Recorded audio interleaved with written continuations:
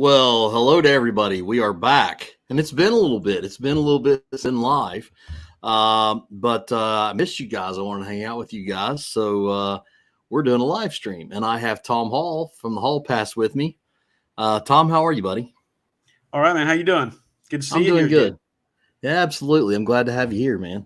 And I'm glad to have everybody in the chat. And I know there is some other stuff going on, some other channels that are going. So, I don't know if we're going to have any people with us tonight, but either way, we're going to have a good time. So, and I'm super excited about that. And it feels good to kind of come back out and hang out with some people and just kind of, I don't know, talk about some silly stuff, which I know you're going to find it hard to believe that we would ever talk about anything silly.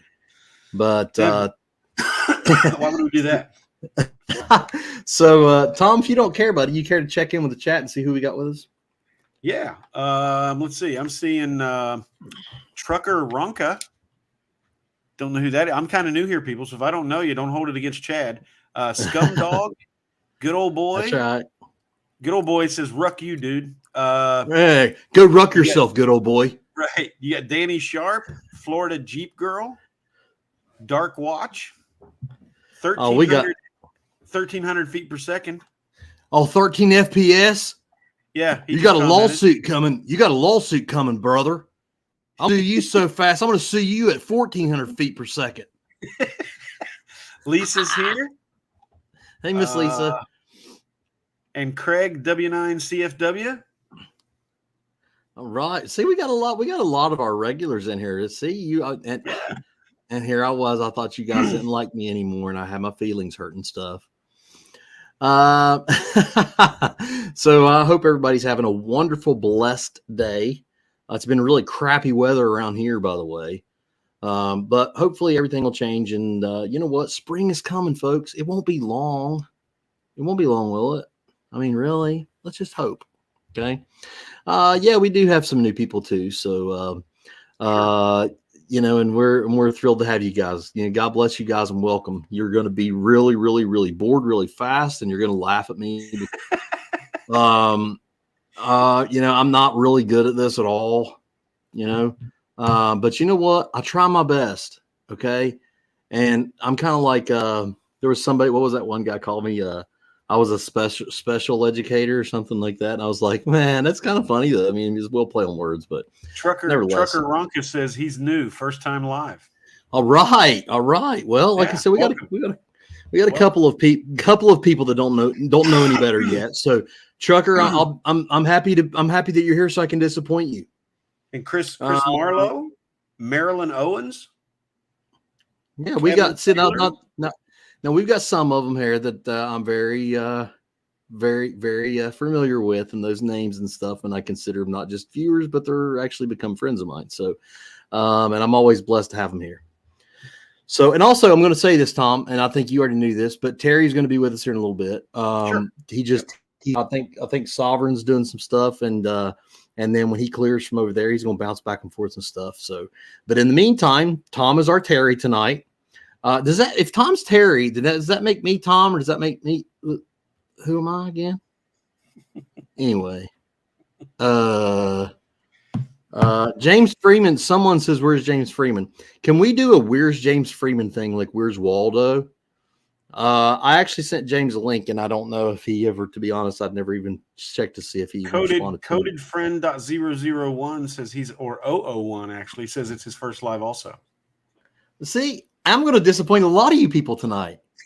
Don't worry. Don't worry. I'm getting ready to bore you to the point where you're going to go, oh my gosh, that poor guy. Like he's terrible.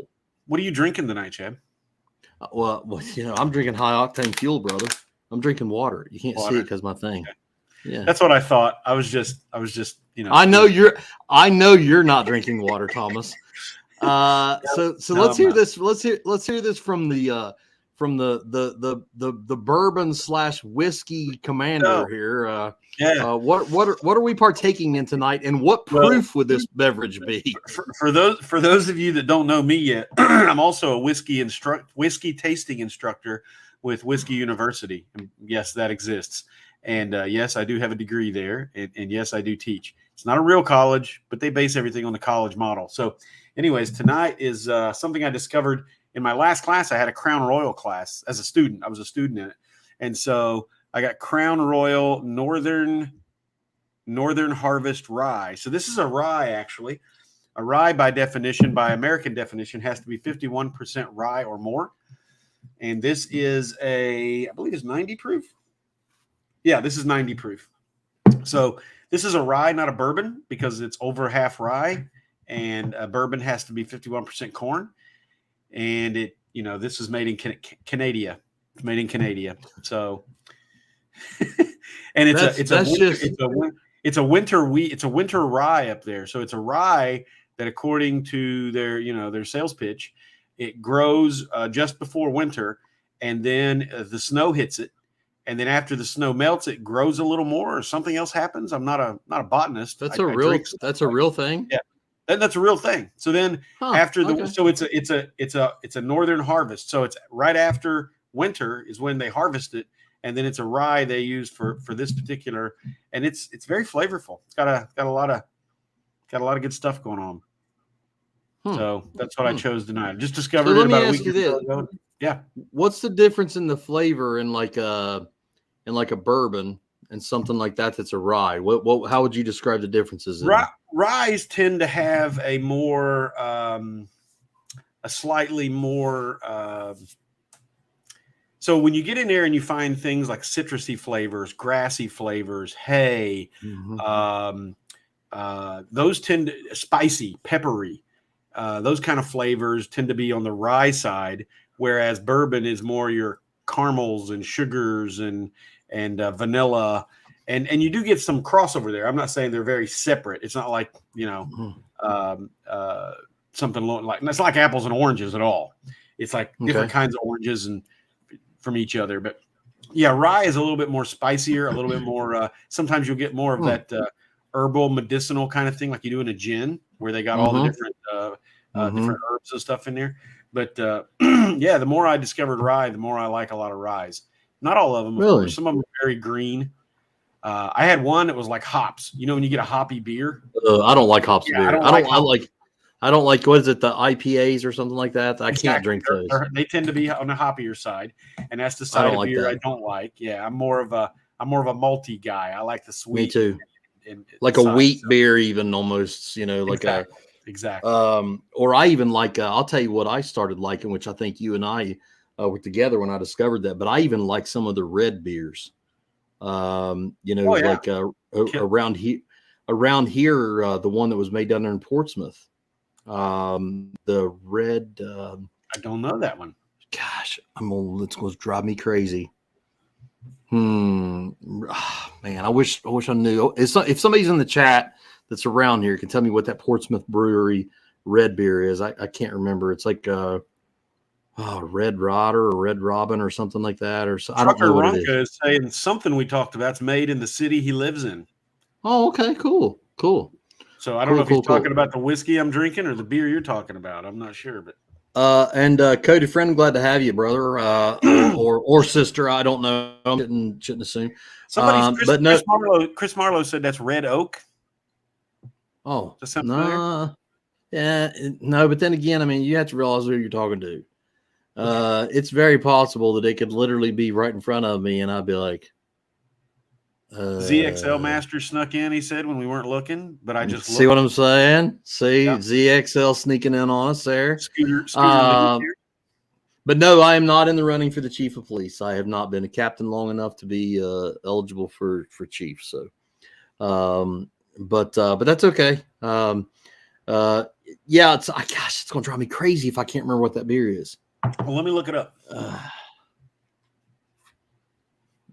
That is it. It's a red beer. Man. I know. Getting old sucks. Yeah, I know. But they used to have it down there, B-Dubs on tap. Redbird Ale.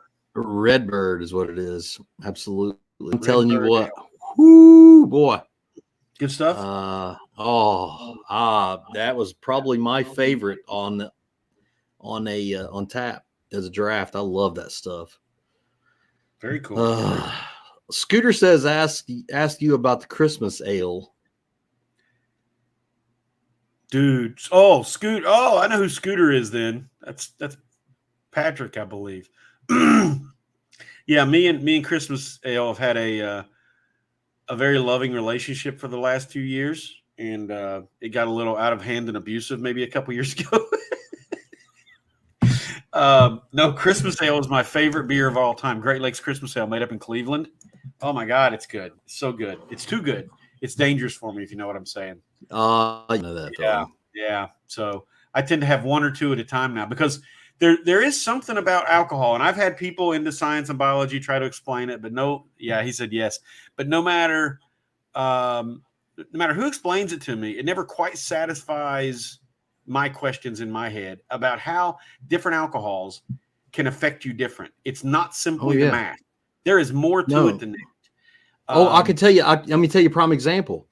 I have witnessed people that are obviously. I mean, there's differences in my experience. There's difference in a beer drunk and a liquor drunk.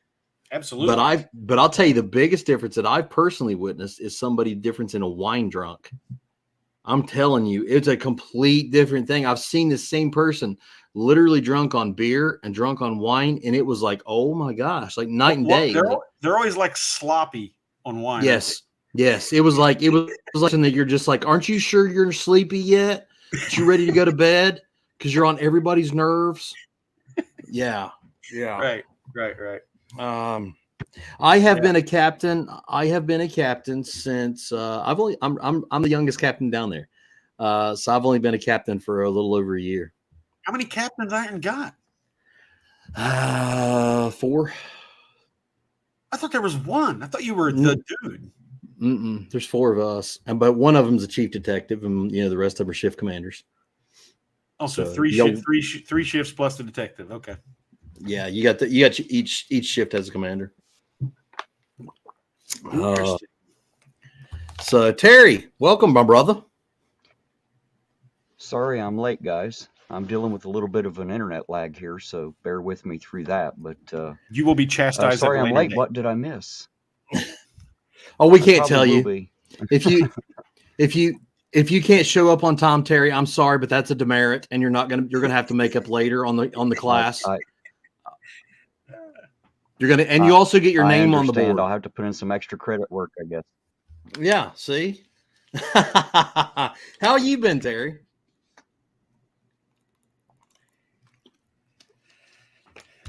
Oh, buddy, I'm good for nothing. You know me. You know how it goes. We've all got our niche. So how you doing? I hadn't seen you in a bit. Yeah, I'm doing good. I'm really getting sick of winter. Right. I don't like this weather at all. I was ready for summer the last day of summer last year. I was ready for summer. I'm always ready for summer. I don't like any of the other 3 seasons personally. Well, I got bad news for you, buddy.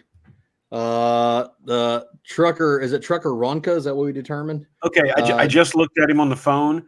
The CA is coming across as text on PC, but on my phone it's a Canadian flag. So it's Trucker Ron with a Canadian flag. Trucker Ron. Okay, gotcha. Trucker Ron. All right. I'm sorry, Trucker Ron. So Trucker Ron says that you actually get detention, Terry. So I'm sorry. That's not something I can deal with. That's coming from someone else, buddy. Sorry. I understand. But we got all of our favorites in here tonight. Some of our good friends and all that. I'm really thrilled. Terry, tell me what's going on Sovereign's channel, man. What are you guys talking about? Well, he's talking about truth and the spirit, I think, but it's hard to keep it centered. So they've bounced around a little bit. Apparently, there's been some drama through another part of the YouTube community here lately that's kind of sent ripples, and so it's a little back and forth. But no, wait a minute. Drama on YouTube from a channel content creator. As if that were possible. You know what? Like sands through the hourglass, so are the days of our lives, sir.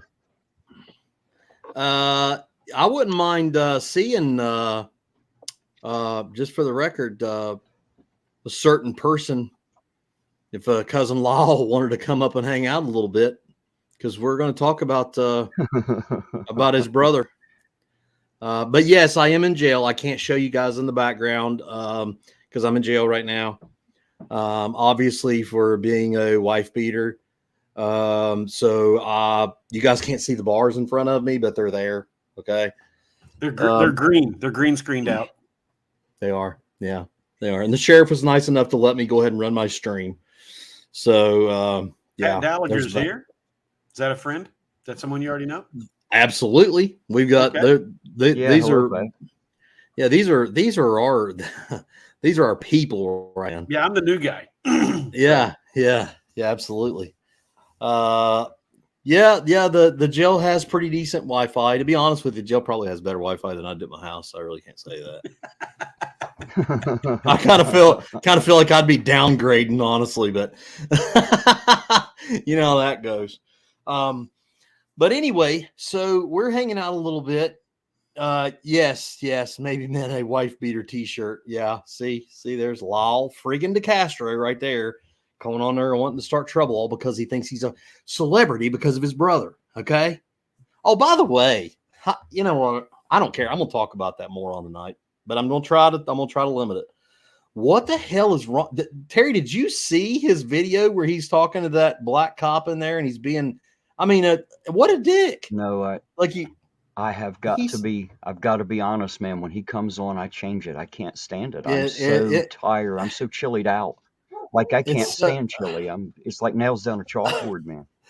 That's why, honestly, I didn't even respond. Is he out there being an ass some more? Is he? Because he doesn't know how to do anything else, it seems. I haven't finished one of his videos yet. Is it possible? I mean, seriously, put a 1 in the chat. Now listen, Jesus is watching you, so don't try to lie. Put a 1 in the chat right now if you have ever watched a complete chili video from start to finish without stopping it, and don't lie. 1 in the chat. Put a 2 in the chat if you say hell no to the no, because you can't do it, right? Wow. 1 if you did, 2 if you don't. All right. Oh gosh, he's a weird guy. Look at this. Nobody can. Well, I mean, I'm sorry. We got his brother there, and he does look up to him as a hero, which is perfectly fine. You know. Mile High Geeks is apparently made out of solid callus. Mile High Geeks is Lyle freaking DeCastro. And I'll be honest, I've heard that Tater is just plumb heartbroken over the fact that his cousin Lyle just don't ever talk to him anymore and stuff. Freight ends of Smitty showed up. What's up, Smitty?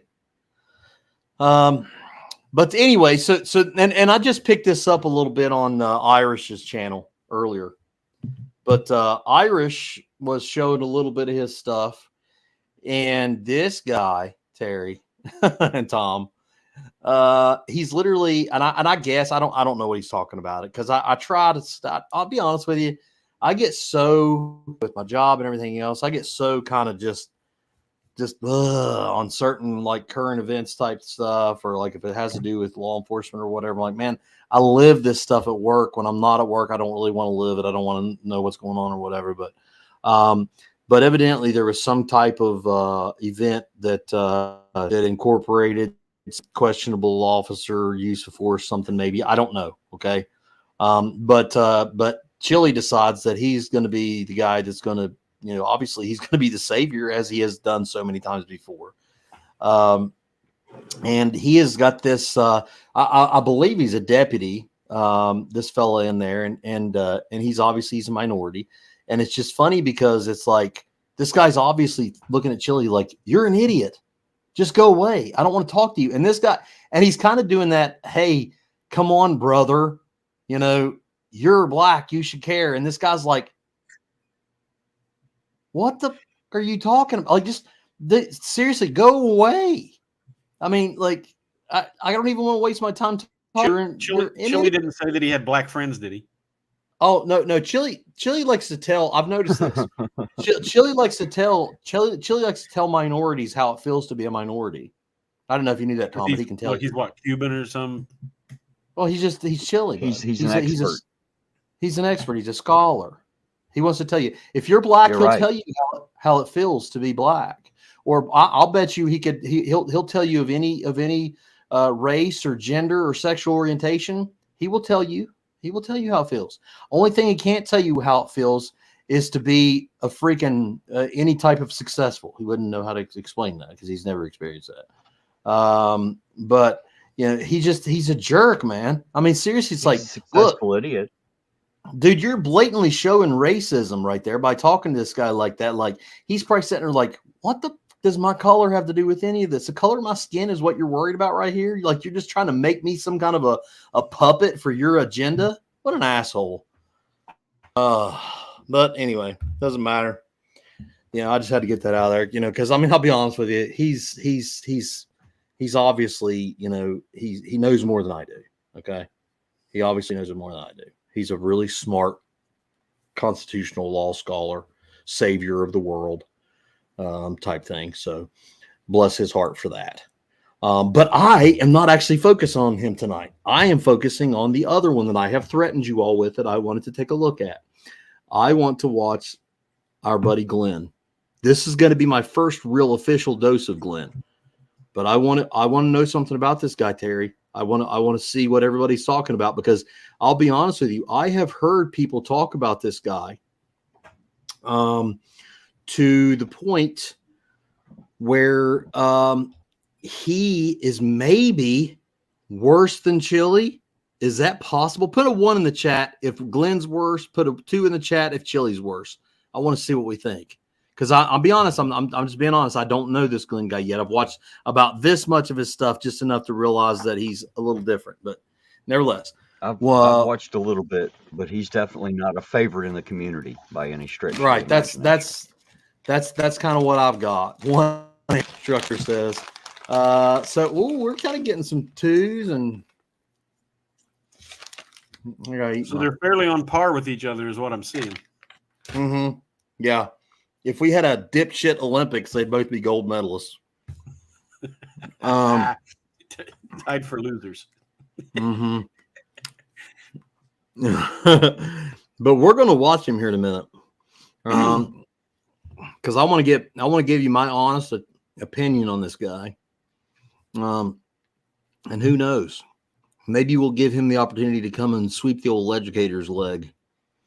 You know, since his big hero, or I don't even know if they know each other, like each other, what, but since this dipshit, couldn't show up to fight, maybe Glenn would like to get his ass beat for some charity. I don't know. I guess we could see.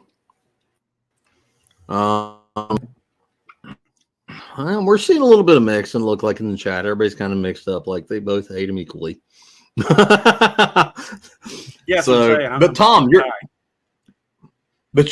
not familiar with this guy at all, right?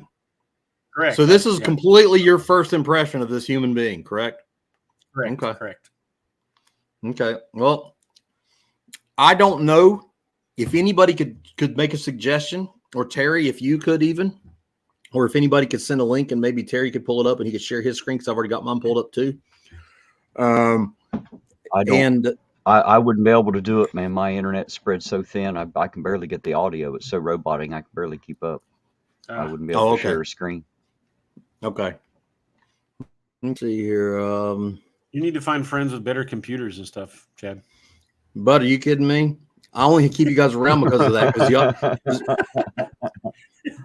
Because if I had regular friends that had like regular Wi-Fi and stuff, they'd be like, "Golly, that got a real damn hillbilly," and I'd be like, "Damn it, they're on to me." ZXL says another channel is focusing on Sirio tonight, and he gives you a link right there.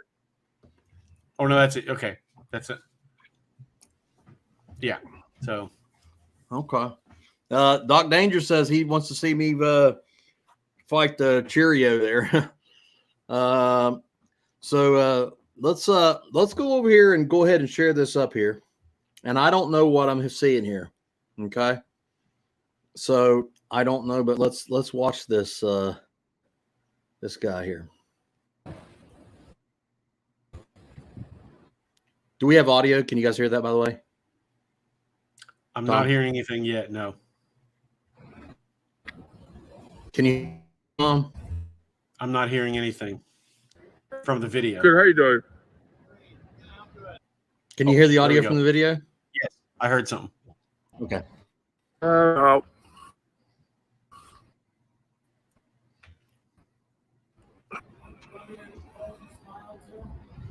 Yeah, you can do whatever you want. You want to dance or you want? Hmm? It's kind of choppy. You're free to do whatever you want. Yep. It's probably internet. Could Let me be. stop my cam here. You don't want to play on your phone no more? Yeah, I do. I love playing on my phone. I was playing with yourself too. I think everyone plays on their phone, right? Right. Except when they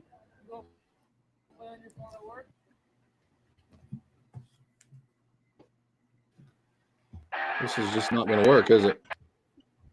Doesn't look like it so far.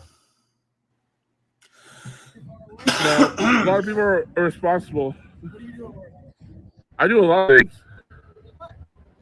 Don't really want to get into that. Of course you don't. How do you like your job? Do you? Okay. For that, What's up, Devos? first job, wow. Right out the box, huh? Cool. So are you like? Can valet anybody or say what? this? Does Parking does authority? this guy Tom or well, I guess Tom doesn't know, but Well, does you any- might be does- working at the nightclub. I know. Does anybody know if this guy, this Syria guy, does he have a job? Cops do that. I know they let you guys do that. Not that that fucking matters, but okay.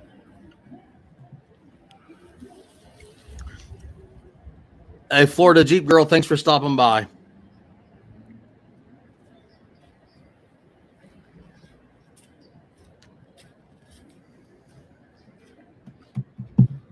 Is it your first time being on camera? Okay. Really? And what do they normally say? Really? A lot of hostility, right? Like Yeah. you, The way I see it is, if you haven't wronged me, then why should I be disrespectful to you, you know? But some have wronged me, but you're not one of them. Right. So how do you like working for the Minnesota Police Department? Yeah. he helped him. I always thought your uniforms are kind of outdated. Does Nobody he ever asked get to you. any kind of point? What's the point of this? Mm-mm. You find that a lot with these guys. They're not just giving them out. Like usually when there's a whole new uniform design, they just give them out, right? He's seriously Glenn, that's not criticizing how it uniforms? works, really. And yeah, well, I mean, that's what you have when you're part of the lifestyles that are not so rich and are admiring people that actually have like, you know, uniforms for employment. Right. I thought that was weird. Like, you guys seem well overdue for a new design. Like every police force has like. So Tonka says skip this one and watch the next one. Gear. Trucker Ron says this is tame in comparison to his latest one. So maybe Go ahead, we're I'm just sorry. not watching the right stuff. Okay, let me see if I can find the latest one. His latest one. Let's see what we can find. He got 22,000 subs. Is this it? Recordings just got No. better. I know Yeah, I don't don't- have YouTube Premium. StreamYard did to announce that local Tonka, let us Well, know if this is the one. and you-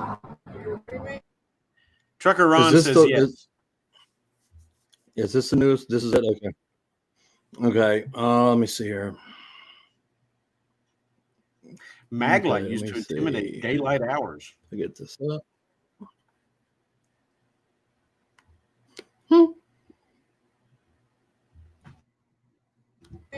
What, Are you recording me? Very good. What's your name? what do you want to know? You're detained for your leave. What? Okay, for theft. People up here say something matching your description. So what I'm going to do here now, Huh. I'm going to tell you you're illegally detaining me, and you're going to be sued. Okay, that's fine. Why don't you sit down and buckle for me? I'm not going to sit anywhere. There's just sergeant here. Okay. No, one sergeant. Okay? Okay, we'll sit on the bumper. I will not sit on the bumper. Okay. What's your name? Listen, you made the biggest mistake of your life. I doubt You it. have no idea who you're talking to. You've approached Who the am I worst. talking to? I'm not going to tell you, but Okay. you've made the biggest mistake of your life, Okay. and you are going to lose your job. Okay. If you could have picked out one of the people, you've won the lottery. Okay. I'm not kidding. You've won the lottery. Okay. So you are. So now we know this guy's entire Just real motivation. fast, can anybody put in the chat if he's ever? Yeah, he's a dick. He's just trying to be Can somebody somebody. put in the chat? Has he ever actually been successful? Yeah, has he ever been successful in any lawsuit? I'm just curious. Find out the hardest way you know, Okay. and you're Okay. going to be in. Can I just ask you a question? No, you can't. Okay. Safe way right now? I'm not answering any questions. Okay, that's fine. All right, so we're just gonna hang tight for my sergeant to get here. We'll figure out what's going on. We can do whatever you want to do, but I'm telling you, I'm detained. I'm about to be arrested for nothing. This cop pulled me over for nothing. Oh man, if you won the lottery, Okay. you have won the fucking lottery. Okay, very good. Excellent. So we're just What a gonna hang out douche. then, wait for my sergeant to come up, and then we'll figure out what's going on Safeway. Sound good? No, doesn't sound good. Well, why not? Sounds like you're an idiot. You wanted my sergeant to come here. Well, he And should then be the after that, expert. I'll ask for the lieutenant, and then after that, I'll ask for the captain, and then after that, I'll call Washington State Patrol, and then after Okay. that, I'll call the FBI. Okay. Okay? Now you're gonna look. Okay, real fast. I just want to touch up base on something. Let me just clarify something. It doesn't work like that. Just because this guy may be a municipal police officer does not mean that he's subordinate to Washington State Patrol or the FBI. That's not how it works. Okay. This guy is subordinate to his commanders and his chief and the executive official of this city.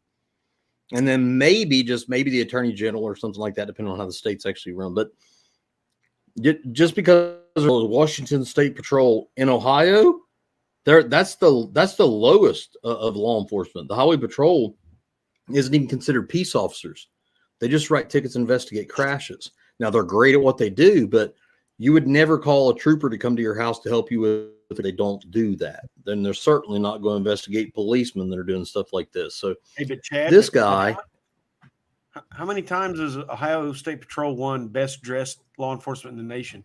It's been a few times, hasn't it? I don't know. I don't know. Pretty sure Did they?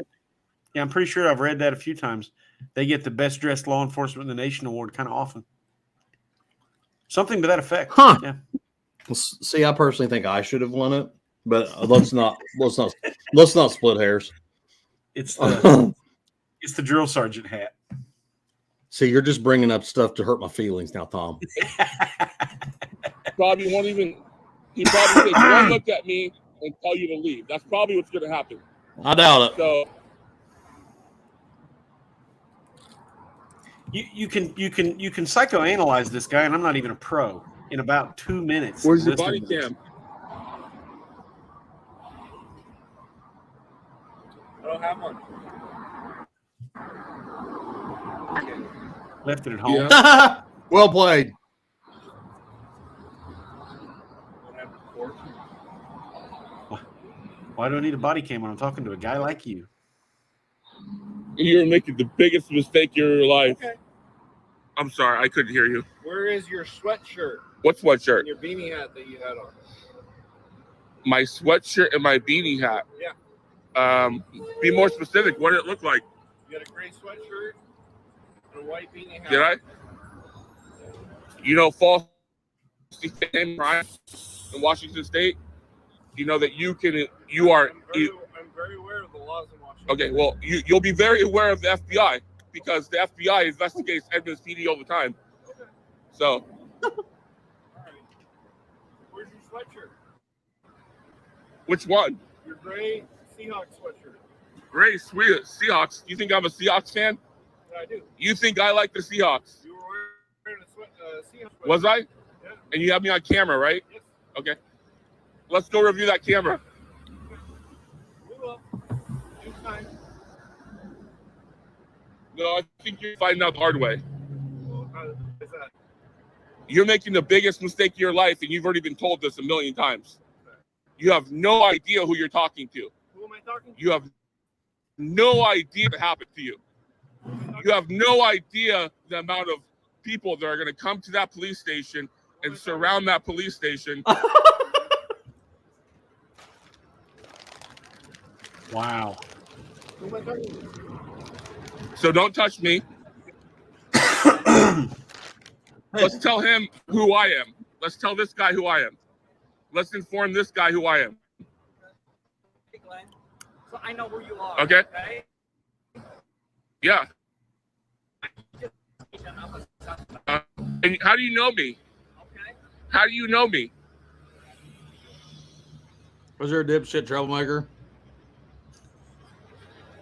Apparently he's talked to you before. Apparently, you've made the biggest mistake of your life, and this guy, he's already acknowledging that. How do you know me?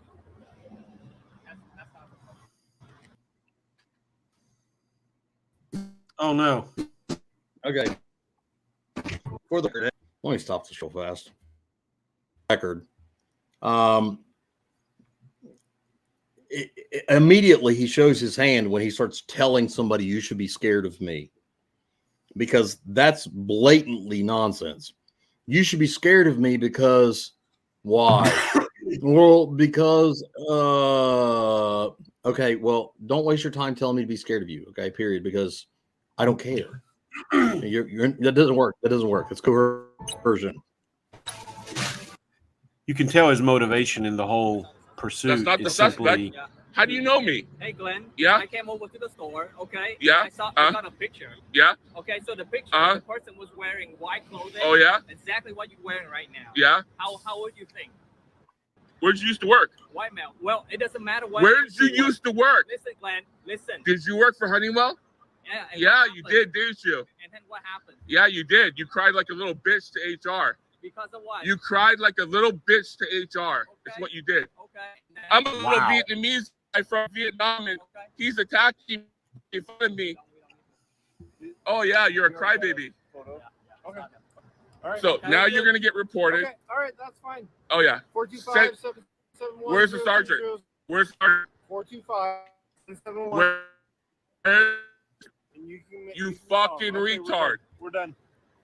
Yeah. On your way, bitch. On your way, bitch. You this bitch. Now, Glenn, don't wear yourself out. It sounds like you're already breathing.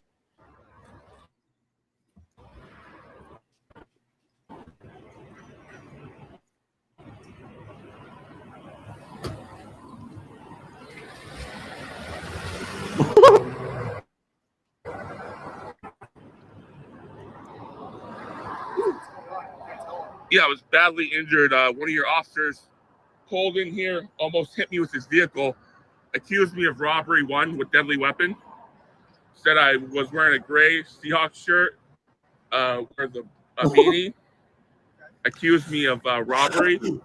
When he pulled in, he went on the curb, and I had to almost maneuver out of the way. And I ended up twisting my leg, my lower back. So I'm feeling a lot of pain right now. I need a car. So. Did get that officer's name? I couldn't get his name. His 2 initials in his name. I can't remember.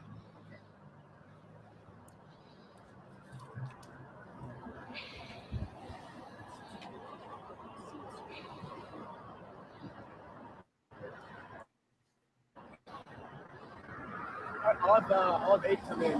What's that? 8's right around the corner. Okay, is there like a lieutenant so I can report that officer? Yeah, so I'm a corporal, and my sergeant's also on his way. Okay. And then 2 other officers show up, and then Mitsui, I think his name is. Okay, yeah. And then Win, and then Win, because we worked at, he was under me, and he did confirm that on the video that he knows me and we had a past. So there's a past history there where he made some false claims to the corporation, And he still doesn't care. So he did lie. He lettered corporate. Right. So I'll be reporting him too. Mitsui, he kind of just walked away. He didn't do nothing. He kind of knew what was happening. He knew I wasn't the suspect. It's anything, Glenn. Anything. What are you saying that officer Wynn did? Sorry, what? What did Officer Wynn do?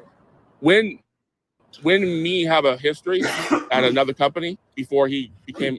What about today? What are you reporting today? So I'm reporting his demeanor, his aggression, and he lied on the camera about us. Like he said, you know, What do you say? he made some false claims to the corporation saying that I talked about his heritage, his Vietnamese heritage. Said I'm a racist. Sounds like you are. To HR. Not a very credible person, not someone to swear an oath to a constitution. The lies he made and the stuff he did was real. God.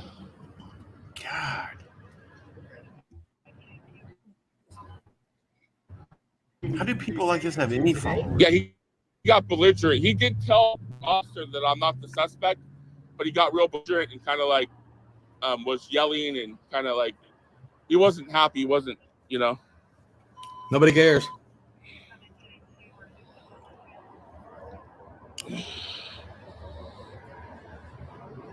Which leg is it? That's my left leg. All right, we'll come take a look at you.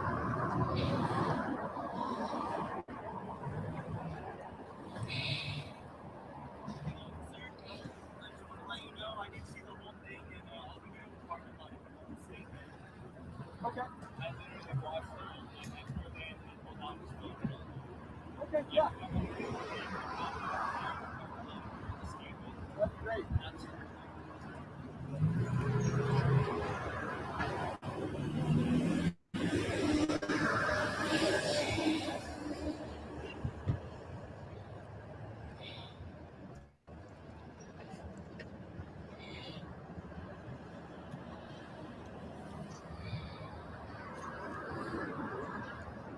Yes, Trucker, I would venture a guess that they would probably want to look at this video if he filed a complaint.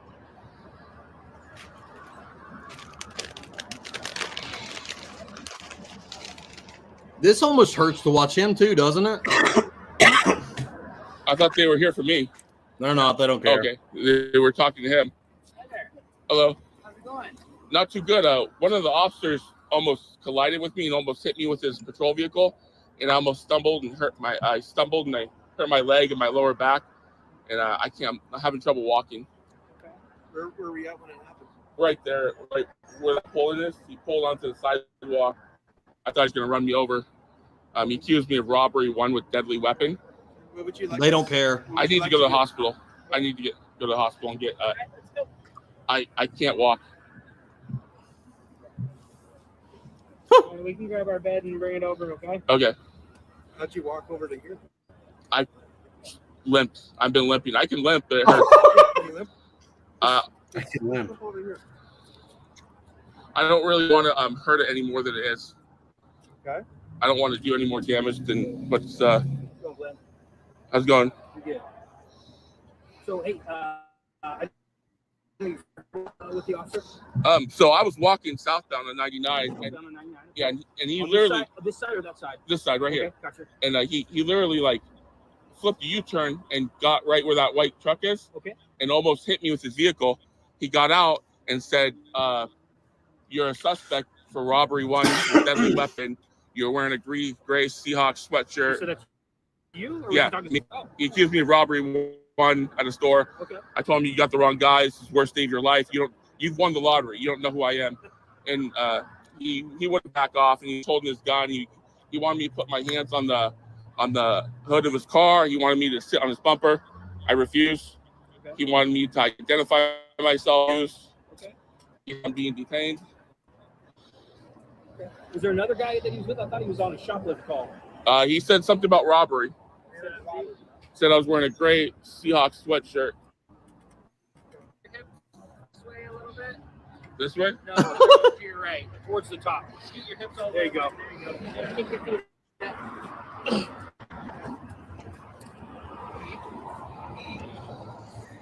Whoa. Is Whoa. there a reason? Wait. I was threatened by an officer.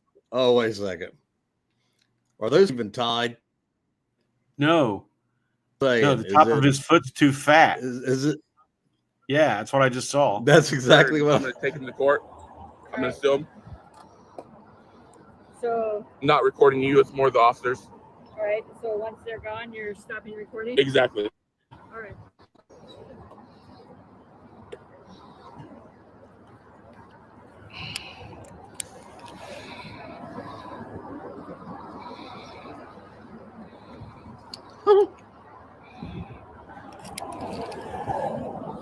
So he's upset with cops. So when something goes wrong, he called the cops. 10/6/1986.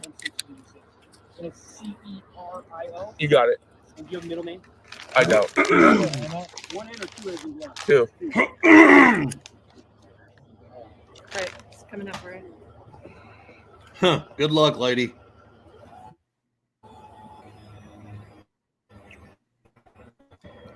Paramedics are calling for backup. Oh, well, they got high-tech ones there.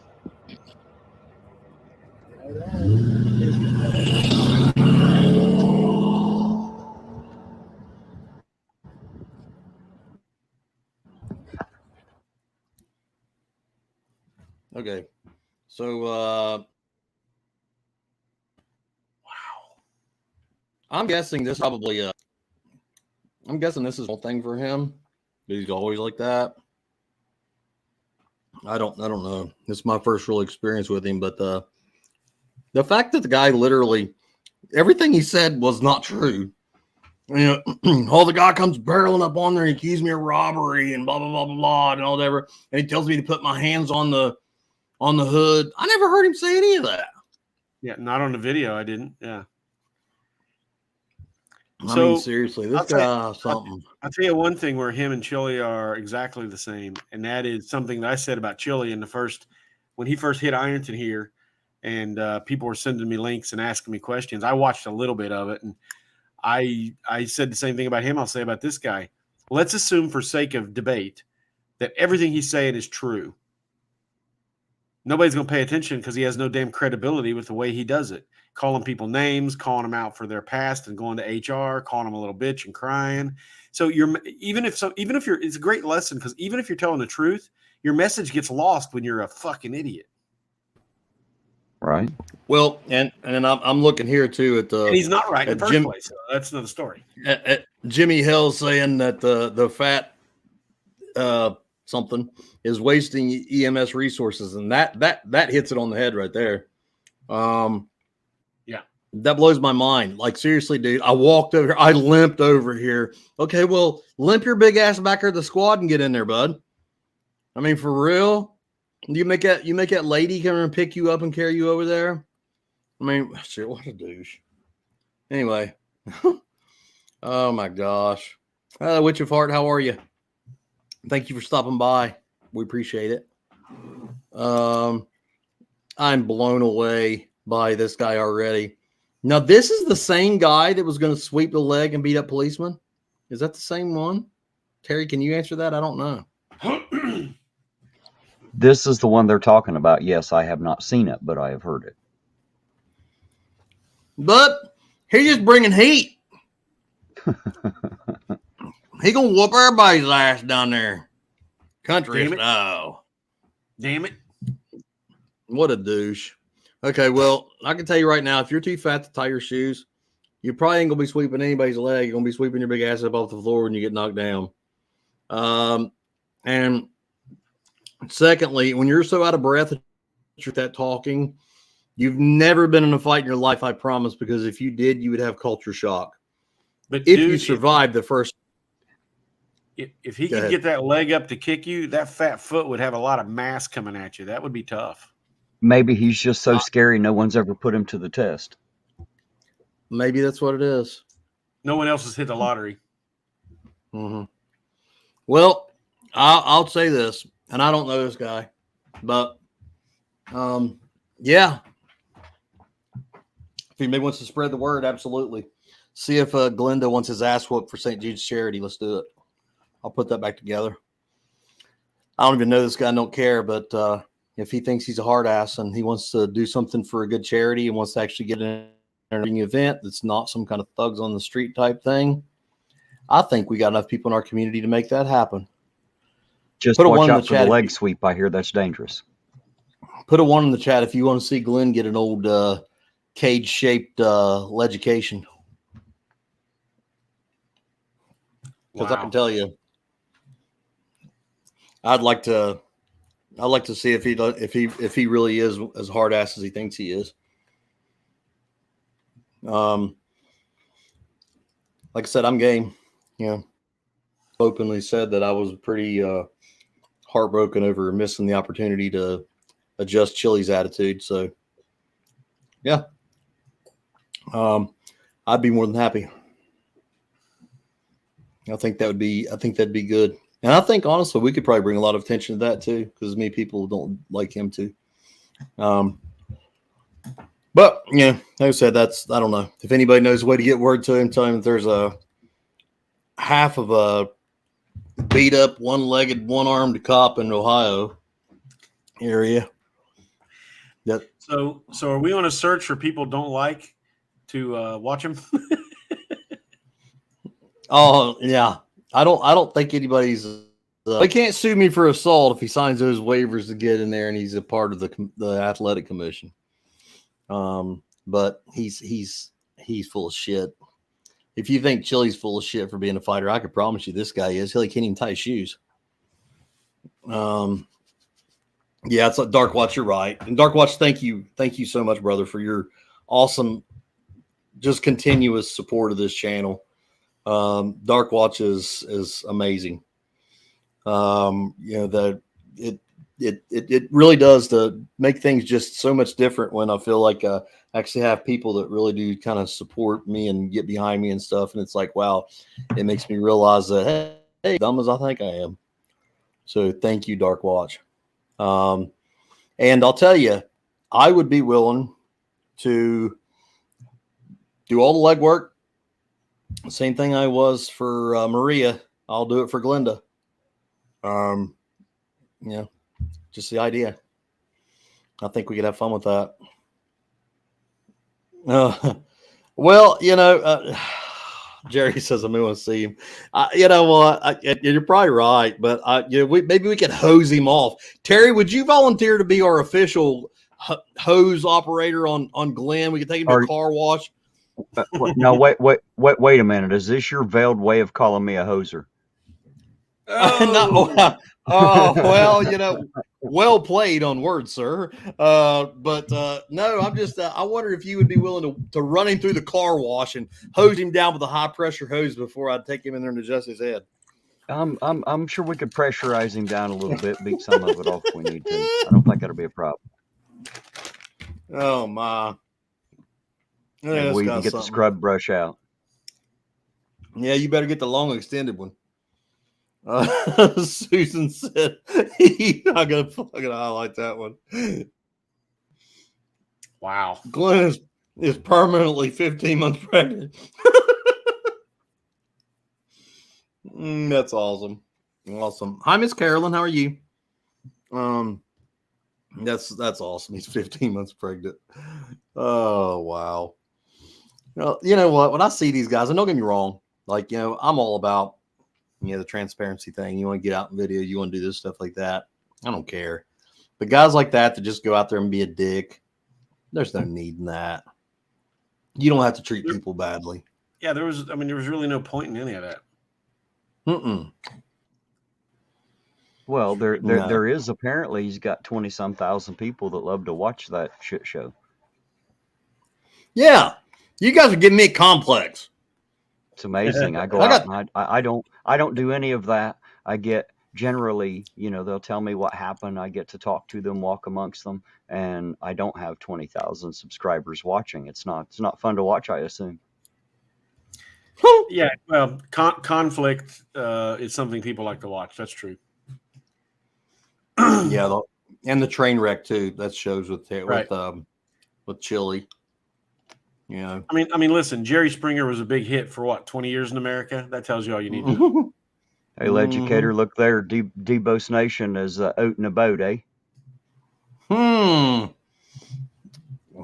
you're a hoser. Apparently so. You know what's funny is I had to look that up. I had to look that up because I didn't know why that. I mean, obviously it's an insult, but I didn't know why. And apparently that comes from hockey, and the losers would have to hose down the rink. So if you were a loser, you were a hoser. So I guess that's how that developed into the Canadian, term for loser. Yeah. So you're a loser. Really? Interesting. Coded Friend says Glenn ran with some bigger. Can you go back to that real fast? Some bigger YouTube channels years ago. Okay, that's probably why. And Debo says Terry is a hoster. Oh, see, Terry, now you got that stuff. And not only did he say it, he paid to say it, sir. Yeah, it was worth money to Debo to actually take the time to say, I want everybody to know that Terry is a hoser. No, it's awful. Check out what Jerry just said. I said earlier, Glenn recorded himself yelling, "Wow." Are you sick? I know. When he said that earlier, I read it. I was like, that's crazy. Wow. This guy's just dying to be an interesting feller, isn't he? He needs to get tuned up real good. A little two-piece cross bridge his nose, maybe. Obviously, something's wrong with him. But let's talk about something else for a minute, Tom, because I wanted to bring up a couple things. Sure. First of all, how's your training coming? It's good. I'm definitely pushing my, what's been my normal boundaries for the last, some of the issues, 20 years. I got out of the Army in July 2001, right before 9/11. And I don't think I've ran more than 1 mile at a time since then at any point. And yesterday I ran 1.5 miles.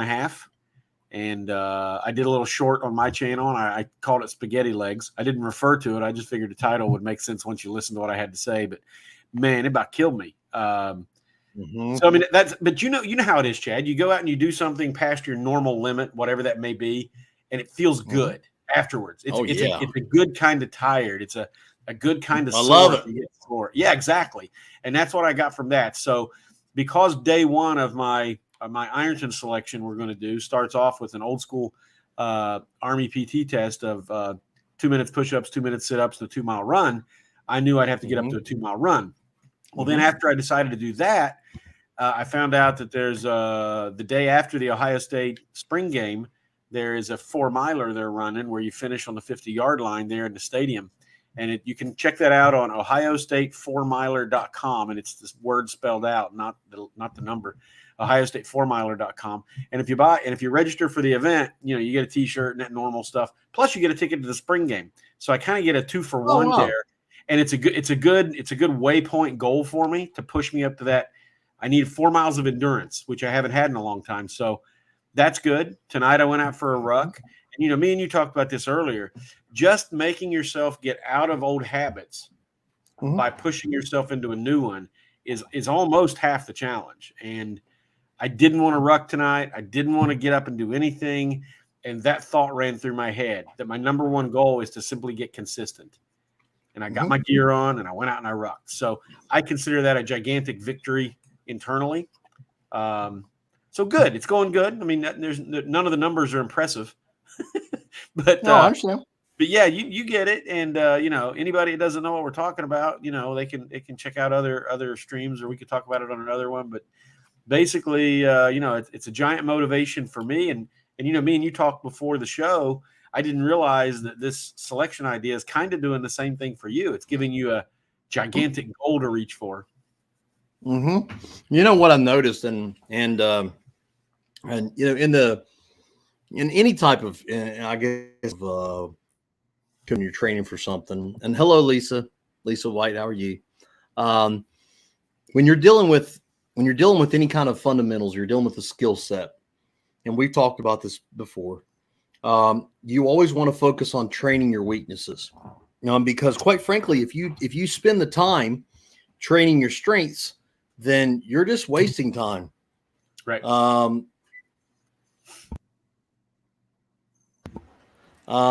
But you know, it's something that you have to really put the effort in, right? And Absolutely.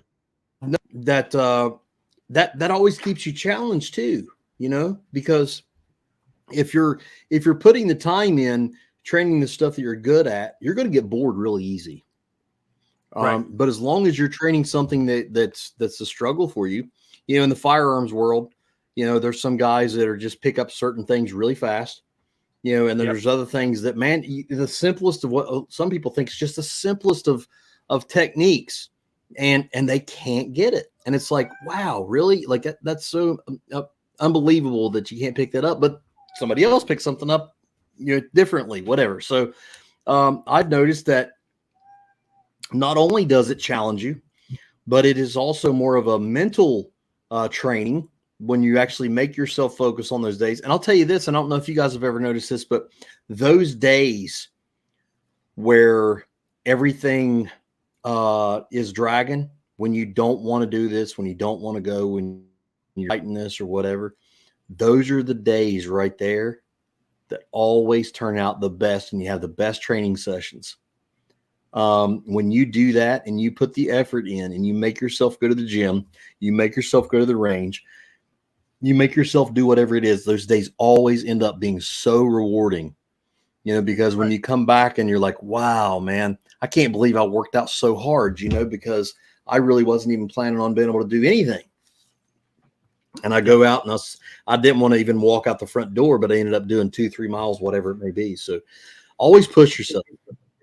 And that's, you know, and you guys have all heard my slogan, you know, at the end of my videos, and they'll say, you know, my slogan says really, you know, it says, train like you fight and you'll fight like you train. And there's so many different angles to that. And what I'm really meaning, you know, if you put yourself in position to where your training is hard, where it's miserable, where it's a struggle. Muhammad Ali said, I hated every day in the gym. I hated it. I despised it. But I told myself, now, train hard now, get through hell, so to speak, and live the rest of your life as a champion. That's awesome. Yep. I'm telling you, if you can just get that mindset, then you're going to be successful, without a doubt. So last year I read a book that changed my thinking on a few things, not in gigantic ways. It wasn't a seismic shift, but it really took like sort of rough ideas and understanding of certain things and sort of polished them up in my brain. And I got new information too. I'm not saying none, but I've loaned the book out. This is The Dust Jacket. It's The Comfort Crisis by a guy named Michael Easter. And basically, you know how we say comments like, you know, shoot, we live in a soft world today. Everybody's soft and blah, blah, blah. Well, it's that same kind of idea, but he goes about it scientifically and historically, discussing what humans affect. You know, and I say this all the time when I teach like certain things in history and society issues. I talk about how the world we live in today, like I'll give you an example. Here's an example. The entire idea of a teenager, right? This whole separate category of age we have that's now pretty much a planetary thing. It's worldwide. The idea that 13 to 19, you're a different age category. That is less than 150 years old. I'd say less than 120, but I don't want to get the numbers too wrong. That's a new concept. Before then, for thousands and thousands of years, you were just a kid until you were an adult. And we did not give people this time in the middle to, and I mean, I'm not saying right or wrong, but to be silly or whatever, and to not have much expected of you. You were expected to contribute to your family, to those around you, etc., at a relatively early age. And I don't mean child labor. I'm not talking about the Industrial Revolution. I'm talking about the thousands of years before that. There wasn't this concept of a middle age, and we've recently invented it. That's one example that I give people of the world we live in today. The way we live, the way we think, the things we think about, all these kind of paradigms we have are about this big in history. Whereas the rest of human existence has been, whether you believe biblical or whether you believe evolutionary, it's the same concept. We've lived entirely different than we do today for almost all of human existence. This version of existence is so short. And this book talks about some of those concepts, how the idea that we want to be warm and comfortable, and we wear comfortable shoes and comfortable clothes, and we got a comfortable temperature, and all of our food tastes good, and all these things, that is such the human body is not meant to endure it. It doesn't. It doesn't bring the best out in our existence, mentally, emotionally, as well as physically. And that's what he means by the comfort crisis, is that we're all geared today towards just comfort. And what have we got? We've got diseases we've never heard of 3 generations ago. We've got obesity is at an insanity level in our society, diabetes, heart diseases, all these things that are, at epic proportions. And it's not a preaching book. It's not that way at all. So basically the overall story is this reporter learns a concept from this Japanese dude about basically kind of pushing yourself, kind of like the context of what we're talking about. So he takes that, and somewhere, I forget how it happens, but he meets up with these guys that go for I forgot, 2 months into the Great White North. I mean, they got to fly them in and drop them off to not be picked up for 2 months, and they hunt. So he signs up with these guys to go do this trip. And so each chapter, he's talking about something that's going on during that trip, and then he ties that into a concept he's teaching you. Very, very, very good book. But that kind of do what you suck at. The word itself is, Jerry, I get that. The word is a little bit younger, but the concept kind of started when we started public education in a way. Once we invented the secondary schools of high school, you kind of got this adolescent limbo that we've invented. And now, I could do a whole show on that. Now we've got, just earlier in my life, it was the middle-aged category was the demographic that everybody advertised for, made movies for. That was the money that everybody was trying to get. Now you watch music, movies. Most of our culture is all about the teenager. They're trying to get that teenager, college age money and eyeballs, because now so much is based on advertising on the internet. So they want to market to that crowd more than anybody else as a whole. So now we've got they invent our music for us. They invent our slang and our new words. They guide our culture. They guide our language. Teenagers rule America. They rule Western culture now. So, but anyways, I was just using that as an example of something that we consider just the norm, just the way it is. It's our default thinking. But yet it's in human history. It's a very small, minute part of history that we think is the norm, when actually it's extraordinarily outside the norm. And I was using that to just tie into the concept of the comfort crisis. He's saying a lot of the same things, that the way we live today is not good for the human psyche, the human emotions, or the human body. Well, and I'll tell you what it kind of becomes what you were just talking. We get complacent in comfort. And we don't push ourselves, but if you really look at the way we're designed, we are not designed to be static, because when we do when you stop growing, when you stop pushing, when you stop developing, you start dying. That's a basis of life in general. In most cases, when you stop moving forward, growing, progressing in some way whatsoever, it begins the dying process. And I found that really fast when I suffered my first injury to my arm, is how fast not being active generally changed me. I mean, literally, to watch my muscles start falling off of me because I wasn't lifting, to watch how fast. And I'll tell you this too, the first time you go back to the gym, the first time you go get on that bike, the first time you take that run, the first time you take that walk, whatever it be, you're going to be stunned at how far you've fallen off of where you thought you were. But remember, each step is the first step back to your success. Don't ever let yourself be in a position to where you can't remember what that success felt like. And if you've never had that success, then push so hard that you can't deny it until you feel it for the first time. Because once you do, it gives you a reason to be challenged. It gives you something to be excited for. It gives you a way to be able to say, I've got something to work for. Because I could tell you, and when I was preparing for that fight last year, I was not training the same way. I was training, and obviously the more of a fight way that I did when I was more of a kid, and a lot different than have been over recent years. Mm-hmm. But I can tell you the truth is, because I changed things up and I went back to training something that I'm not really good at, it changed my body so much more because my body couldn't get complacent. My body had to stay more mobile and agile and pushing forward. And I started seeing results a lot faster. And then it becomes almost a snowball effect, because once you do get the experience, you do get to feel it. Guess what? You start getting that drive to experience. So remember, your first step that you're going to take out the door, the first step you're going to take into a gym, the first step you're going to take the first time you touch a pedal on a bike, the first time you take a run or lace your shoes up, take that first step, is going to be awful. But every single one after that gets more beneficial, and it gets more positive for you. And guess what?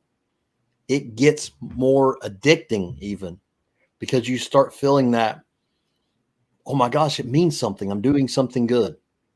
Yeah, absolutely. And if you push yourself to do good things will happen. If you want to push yourself mentally to do good things and challenge yourself mentally, you're going to have positive reflections of that mentally. If you do yourself a favor and you get out there and you do something physical and you train your body, you're going to have those same feelings with in a physical aspect. Don't ever second guess what you can or can't do. You'd be surprised. The Bible even says that we are fearfully and wonderfully made. And that includes every single person in here. And the truth is, you're capable of so much more than you realize. Get up and go get it. Make it happen. Absolutely. I'm fighting through this same stuff right now, guys. I went from being very super stoked last summer and spring, about this fight. And I was literally sometimes training 2 or 3 times a day, to having that all fall off. And I kind of sunk into some depression, and it's hard to kind of get back motivated again, because I'm not as strong as I used to be, with my arm injury. So it's hard for me to get excited about lifting weights when I know I may never see those numbers again. And it's hard for me to get excited about fight training because I know my knee's screwed, my left knee's screwed, and I'm not able to really be able to get that fixed right now. So I just kind of got to live with it. But because of all those things, I want to talk myself out of doing something every day. Every single day, I want to tell myself why I shouldn't, couldn't, whatever. So I'm trying to fight through the same thing. So we're doing it together. Anybody who wants to make a difference in their life, they want to do something physical, start now. Make a pledge to yourself. Put it in the chat. Put it in the chat right now. You know what? I'm going to do this. I'm going to start rucking, and I'm going to start, reporting back here and hold myself accountable to you guys, or to Tom and Tom's channel with the Go Ruck stuff, or here or wherever, and say, hey, once a week when we do these live streams, check in and be like, hey, just FYI, I've done blah, blah, blah, blah, blah, so many miles, whatever. And it gives you a reason to be held accountable. And who knows, maybe you guys can have some kind of event this summer and do a fundraiser that we can all put together on something good. Absolutely. Because I think it'd be a blast. You guys ain't just rucking around, are you? Oh, well, I mean, seriously. Watch your language, guys. Hey, Leducator, I hate to interrupt. I hate to interrupt the great fun. I've got to run back over to Sovereign's channel. So yes, sir, buddy. I wanted to come and hang out with you for a bit, get a little bit caught up, and say hello to Tom, because if I could ever figure out how to do 2 or 3 lives at the same time, man, I could be on so many different channels. I have to miss Tom's a lot because it seems like I'm always one place or the other, and I miss yours sometimes. You are in demand, guys. Dude. We appreciate it. Anyway, I appreciate y'all having me here. Love being here with you. Everybody out there, y'all have a great night. Don't ever work too hard. God knows they pay you the same both ways. Y'all have a good night. See you, Good night, Terry. buddy. Good having you. But yeah, so that's you can't go wrong with doing something positive, right? I say, Nope. just my thought. Nope. I agree with you, man. Absolutely. So this is what I've been doing. I'm hoping that I'm going to be able to start adding more cardio in, and start working on the ruck thing. It's just the weather's been so crappy around here. Like it seems like at the time I wanted to start doing this, it starts raining and snowing. It's like, daggone it. So hopefully we'll see a break on that pretty soon. Now I'll be able to get out there and start getting after it a little bit. I'm hoping anyway. Yeah. So how many miles have you done recently, Tom? Not a lot. I'm just right now. I'm trying to, when you get up in age, as you're beginning to experience, and I'm much further into that process, you got to take the ramp up slowly. If you ramp up too quickly, you injure, and then you just sit back, sitting on the couch, waiting on something to heal. So, I did. So what happened was a couple weeks ago, I just said, I got to start doing something. I'm sitting on the couch too much. So I went out and did 2 mile ruck. Came back next day. I had on my to-do list that I wanted to start working out regularly. And so I said, what I had on my to-do list was to write up a chart or something where I would track my progress to keep myself accountable. And I said, I wonder what the iPhone's already got. So I looked at the health app and discovered how much that has in it. It's got an amazing amount of information. It took me well over an hour just to go through all the stuff that it's telling you. And so the thing that what really got me was my VO2 max stats were below average for my age. And hey, Lisa, Florida is where Go Ruck headquarters is. They do it all down there. So it's not too hot. But that below average for the first time in my life for my age in any category really hurt. So the next day I went out and did 4 miles. And it was during that 4 miles that I had this idea for the personal Ironton Ruck Eyes Club selection here instead of, and I say that for those of you that don't know, because the official Go Ruck company has its own selection, as well as both mine and theirs is a hat tip or a nod or a tribute to Special Forces Assessment and Selection in the U.S. Army. So Laura says, oh my God, it's the health app on the iPhone that's going to prove Murdaugh murdered his wife and sons. Sure, I'll take that. I don't know anything about what you're talking about. But it's a great app. If it solves a murder, that's even better, I guess, right? That proves her took her from after she was. Oh, okay. The steps. Yeah. Okay, I can see that. Yeah.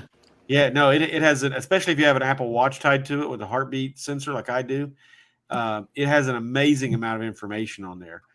And so, anyways, that's where this began.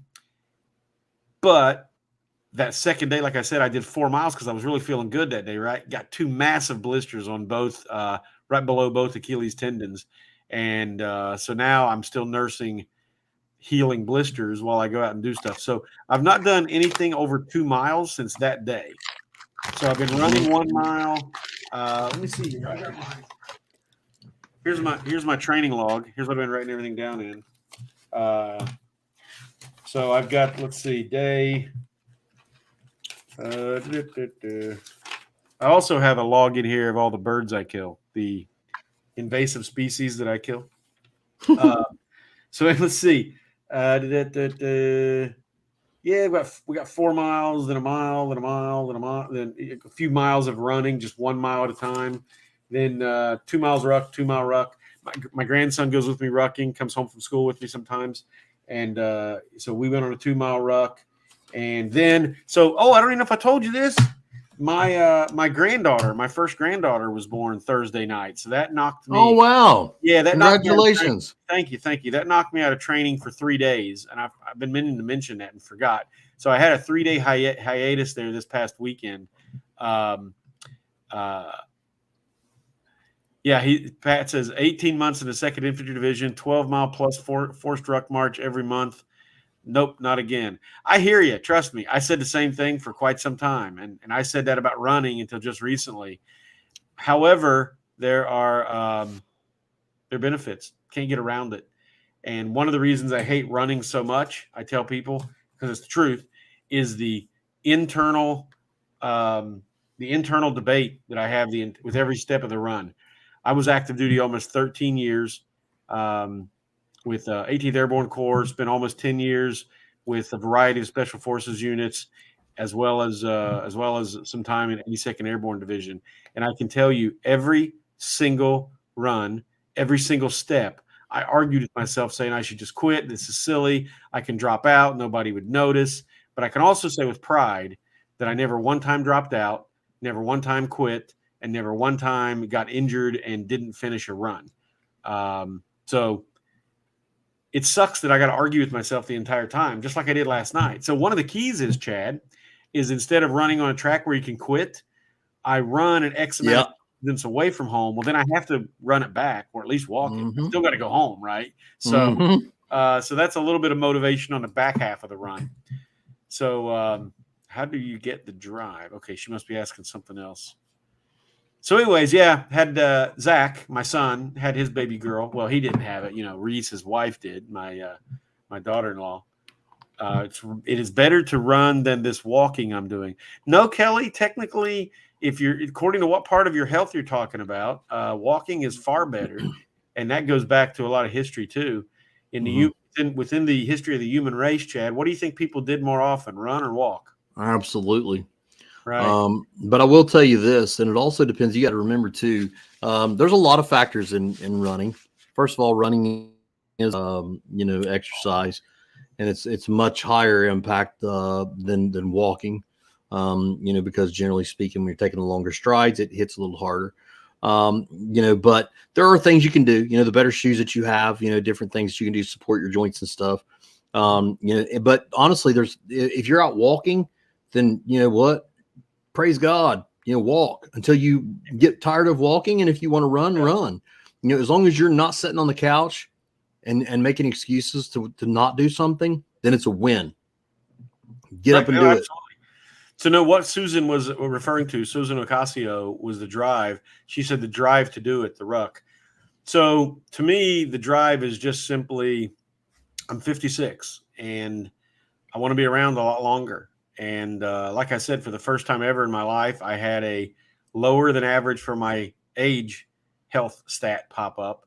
And that woke me up because most of my life, thank God, literally, thank God, I've had extremely good health. I've had no major diseases.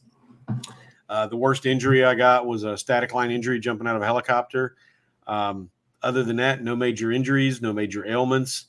I've got a very good immune system, and sitting around on a couch wasting, that's pretty much an embarrassment. And my family has a lot of, as I'm sure most of you do in this modern age, has a lot of history of heart disease, heart-related issues, breathing-related issues. And, yeah, there you go, Kelly. My VO2 it did me max, too. Yeah, my VO2 max is what's down. That's what's below average for my age. And that may be because of COVID, and I had COVID twice. So that could be it. But here's the thing, and I'm not preaching at you, Kelly. Don't interpret it that way. But it doesn't matter why. The fact is, I need to make it better. I need to fix it. And my VA doctor told me this probably about 6-7 years ago when my blood pressure first started going up.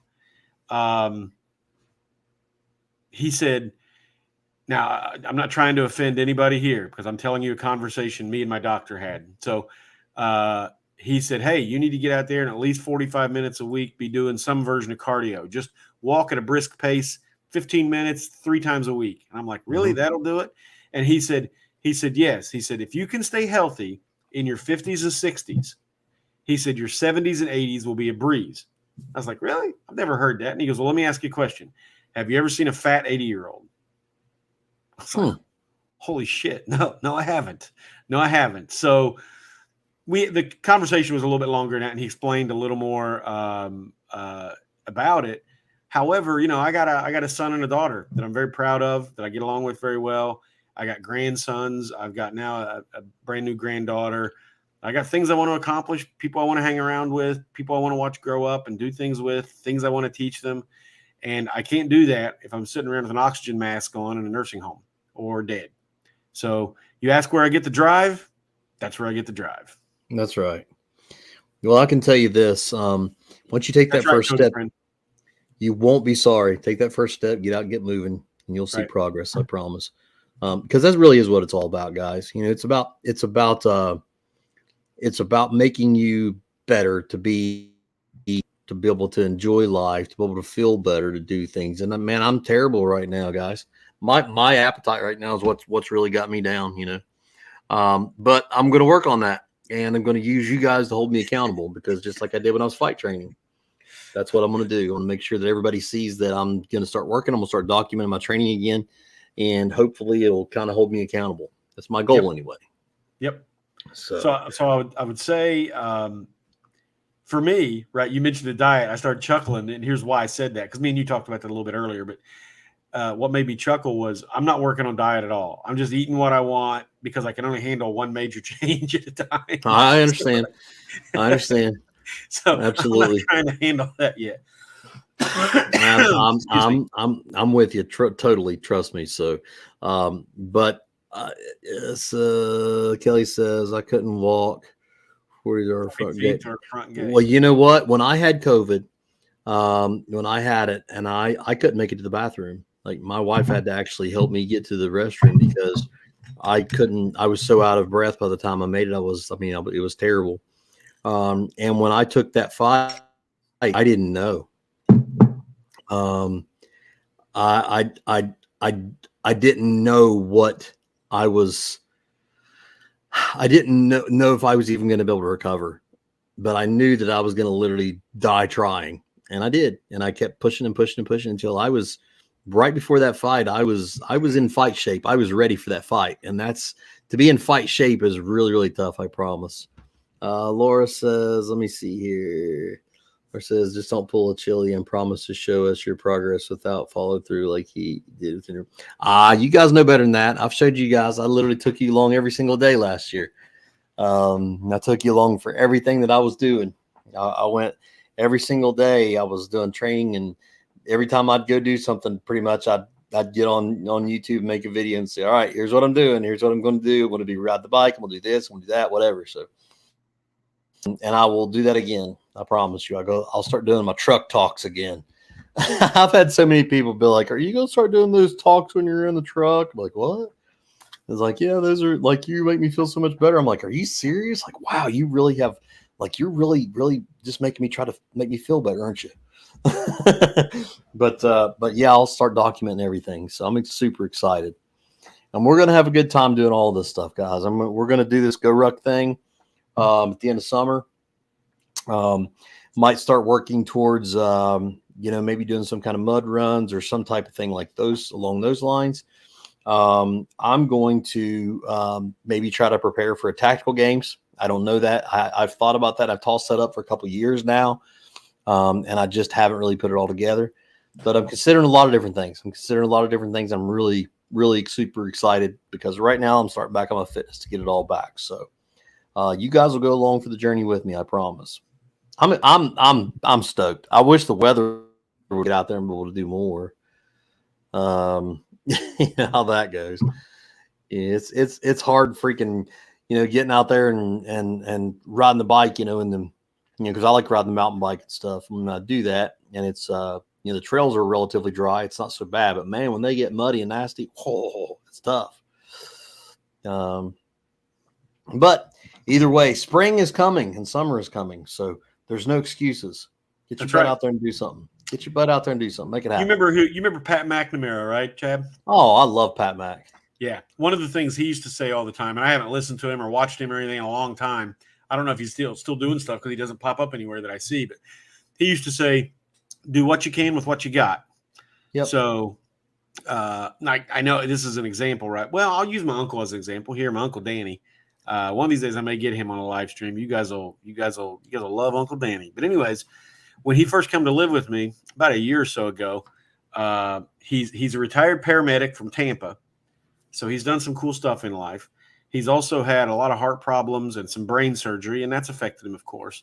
And But because of the babying he got after that, and I don't mean that as negative as it sounds, but he goes through heart problems, then he's recovering from that, then he has brain problems, then he goes through that mess, and he ends up being retired. And at the time, he was married and everything, and he got taken care of, and that went through a big chunk of his life. And next thing you know, he's not doing a whole lot.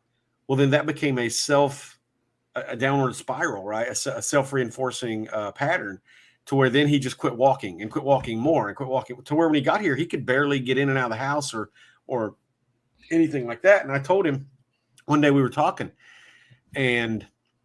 about his health issues in his past. And I come to find out he had no leg issues. He had no hip issues. He had no knee issues. It's like, dude, why can't you walk? He's like, well, I don't really know. And we started talking about it. And the more I got, so the shortcut is, I told him, I said, you've got to start walking. So I installed a banister for him in part of the house here. And I quit. I mean, it sounds rude, but tough love, I guess. I quit doing stuff for him. I was like, no, you can walk up here and get that. You can do that. You can do that. Now, a year later, he walks around just fine, doesn't even have to use a cane anymore, doesn't use the banister anymore, or doesn't need to anyways. He can walk out of the house here. And as you know, Chad, I got a flood wall in front of my house. You got to be able to cross the flood wall to get to my truck, or, where the car's parked. And he goes over the flood wall just fine, gets in the truck, drives his way around what he needs to do. So now he's back to at least a minimum level of self-sufficiency. Why? Because he used what he had. And it started with nothing. It started with nothing more than getting up and getting for himself, as opposed to asking somebody else to do it for him. And I'm not preaching at anybody. I'm just giving you one example of Pat Mack's philosophy. Do what you can with what you've got, period. Absolutely. That's what I found too, is and a lot of his videos kind of gave me a lot of ideas and stuff, because, I didn't realize really how little you can actually use. I mean, this guy was using cinder blocks. I was about to say, did you see his workout with a cinder block? It was amazing. Yeah. He was using cinder blocks, and he would do things, and I like how he always added things into his weapon manipulations too, because he would exhaust himself and then try to maintain marksmanship. And that's tough. Right. That's tough. Yeah.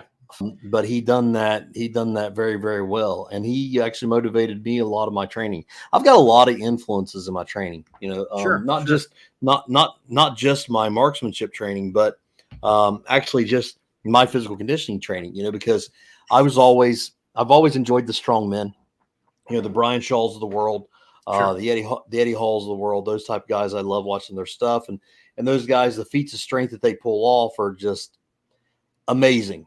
It's awesome, to watch somebody that truly is a giant amongst men. You know what I mean? I mean, this guy can lift things that, even as strong as I was, and I've been pretty strong in my life, that, there was no way. Yeah, maybe a little bit.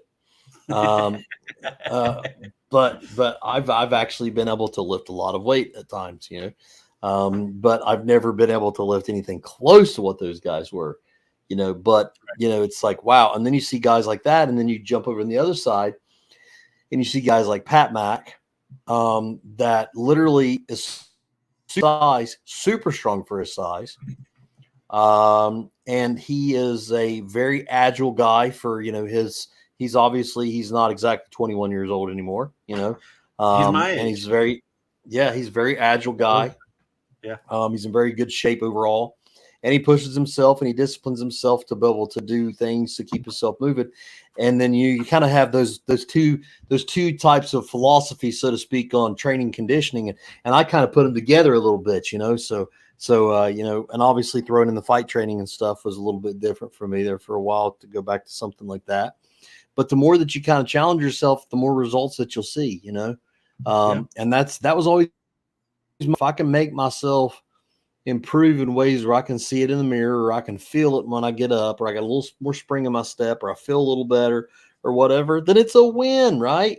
I mean, you can't complain about that. So, yep. So as of now, my goal is, preparing for this thing, getting ready for this go ruck, to ready to go ruck yourself. We need to, and I might get on there and actually set up my merch store. I never have done that. but I might do that just so I can get the t-shirt designs put out there and maybe have like a Leducator Go Ruck Yourself shirt or something There like you go. that.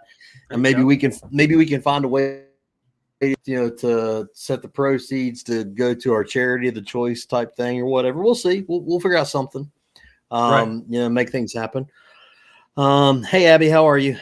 But absolutely, you know what? We could do a lot of cool things, but if I set myself for that, and then I maybe set myself for a mud run, or I set myself for, maybe like I said, I like bike riding. I like riding the mountain bikes. Hell, maybe I'll do some type of cross country type thing or whatever. I don't know. Not literally cross country, but obviously just that type of ride. Across some country. Yeah, exactly. And then, add in maybe games or something. So I'm covering every aspect of what I enjoy. Hey, I love it. Absolutely. Lars says Leducator, faster and more powerful than a bullet. Oh, I don't know about that, but I appreciate the vote of confidence anyway. How's that? But yeah, it's all in good fun. So, and the more that you feel better, the more fun you have doing it. And I'm all about that. And if we can make a good positive change for somebody or a good charity, then hey, let's do it. Yes, go ruck yourself. That's gonna be some of the shirts and the slogan for our absolutely go ruck yourself. I think Carolyn's got an inspirational comment there. Let's see. Let me pull it up here. Let me get that there. When I was 14, I was taking college ballet classes, and I was in rough car wreck. Let's use my legs from here, so I should. Wow, listen to you. Never give up. Wow, that's amazing. See, that's what I'm talking about. Kick ass. Hey, what the hell am I doing these videos for? You need to be up here doing this, not me. Absolutely. I mean, seriously. So you bought your point shoes, now you need to get a ruck. Yeah, now where's your ruck, Carolyn? Quit rucking around. Quit making so many rucking excuses. You'll need different shoes, however. Yeah, I don't think you're going to want those shoes, Carolyn. Congratulations on a comeback there. Absolutely, Lisa. It takes a good attitude and a good diet and exercise. I heard the old saying a long time ago that you can never out-train your diet. I heard that from a personal trainer. And I will say this, if you are looking to change your body physically, as far as, to see the physical differences, that's an absolute guarantee. You're right. You will never out-train your diet. If you want to see the actual differences in your body and you want to see muscle mass developing, you want to see the fat loss going, whatever, yes, you have to have a good diet. But just to improve yourself, don't even worry about changing your food, your diet right now. Just get out there and start doing things. You're still going to see improvement, at least in your ability. Your ability is going to improve, even if you can come back and eat an ice cream sandwich if you want to. So Chad, I'm gonna tell these people something, and I'm gonna ask them to put a 1 in if they think this applies to them, because I learned this about myself many years ago, and I can't always beat this habit of mine or this tendency of mine, but it's helpful to know I am that way, because sometimes I can beat it. I am what's classified as a perfectionist procrastinator. In other words, I got to have it all right before I begin something. Mm-hmm. And by knowing I do that, sometimes I'll catch myself in the prep mode, which can last forever, right? And sometimes you just need to do. So I agree, a good diet's important, like I said earlier, but I'm not going to worry about diet for now. I'm just going to get my body in motion and get things going, because I personally have to defeat that prep mode of just staying in the preparatory phase and never doing. That's part of my problem. So if you think you are a perfectionist procrastinator, if you always wait till everything's just right before you start to do something, throw a 1 up there. Let's see if anybody else in the clan there. Absolutely. Well, I can tell you right now. I can tell you right now, I'm going to be right there in that one. Is that right? Really? Okay. Yeah, right. But you know what? I'm going to share this too, and you open this can of worms, so don't blame me. My pastor used to say this all the time. He would say, how many times do we see people say, well, I can't go to church, the roof would fall in. I can't do this. I can't do that. If I could just quit this, or I could quit doing that, then I could go to church. And he used to say, yes, sir. Don't you know you're supposed to fix your car before you take it to the mechanic? Absolutely. And that's what he used to say all the time. He said, hey, guess what? If you could do it on your own, you wouldn't need Jesus, brother. That's that's the reason why we needed Jesus, because we couldn't be perfect, right? Right. So right. take what you got. Take what you got and go, and and don't worry about it. And he used to say the church isn't full of perfect people. The church is like a hospital. It's full of a bunch of sick folks getting better. And Absolutely. that's what it's all about. So, and the reality is, don't worry about your diet right now. Don't worry about that. Start something. Get up, walk, do something. Yep. Be positive. Yep. And once that happens, hey, the sky's the limit. You know what? You just said that you can't. How was it you said you can't outwork your diet, or how was it you said that? You can't out-train your diet. You know what? You also can't out-diet no training. Absolutely. They go hand in hand. Yeah. I had a guy one time who was a actual competitive bodybuilder. And he was, he was a friend of mine, and he was, worked out with him, training with him and stuff. And this was something that always stuck with me. He'd say, lifting weights and training is the easy part. That's the easy part. The hard part is how you eat and how when you eat, because believe it or not, a lot of people that want to gain muscle don't eat enough.